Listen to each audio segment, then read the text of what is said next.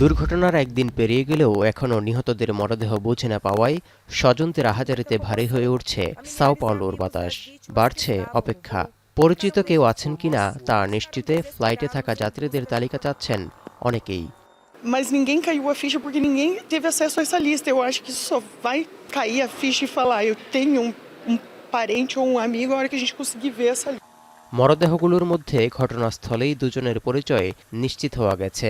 বাকিদের দেহের বেশিরভাগ অংশ পড়ে যাওয়ায় ডিএনএ পরীক্ষা ছাড়া পরিচয় শনাক্ত করা সম্ভব হচ্ছে না বলে জানিয়েছে ফায়ার সার্ভিস।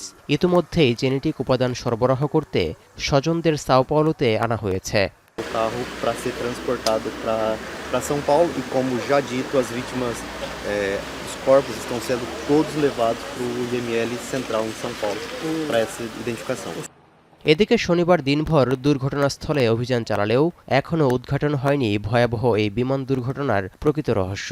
এ ঘটনায় বিচার বিভাগীয় তদন্তে কাজ করছে সরকার গঠিত তদন্ত কমিটি। অন্যদিকে বিমান বাহিনীর আওতায় থাকা আরেকটি তদন্ত কমিটি বলছে বিমানের ককপিট ভয়েস এবং ফ্লাইট ডেটা রেকর্ডার উদ্ধার করা হয়েছে। তবে রেকর্ডার দুটি কিছুটা ক্ষতিগ্রস্ত হওয়ায় এসবের তথ্য বিশ্লেষণ করা এখনও সম্ভব হয়নি। খোঁজা হচ্ছে ব্ল্যাক বক্সও।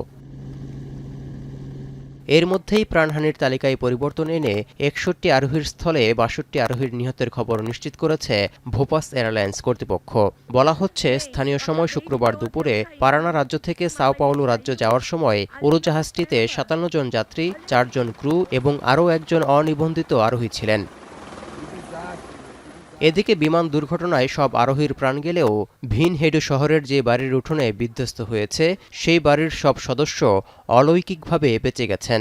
Pelo barulho, a hora que eu estava quase saindo da residência, empregado, e de repente nós vimos a aeronave explodindo na garagem da minha residência. মর্মান্তিক এই বিমান দুর্ঘটনায় ব্রাজিলে ৩ দিনের রাষ্ট্রীয় শোক ঘোষণা করেছেন দেশটির প্রেসিডেন্ট লুলা দা সিলভা।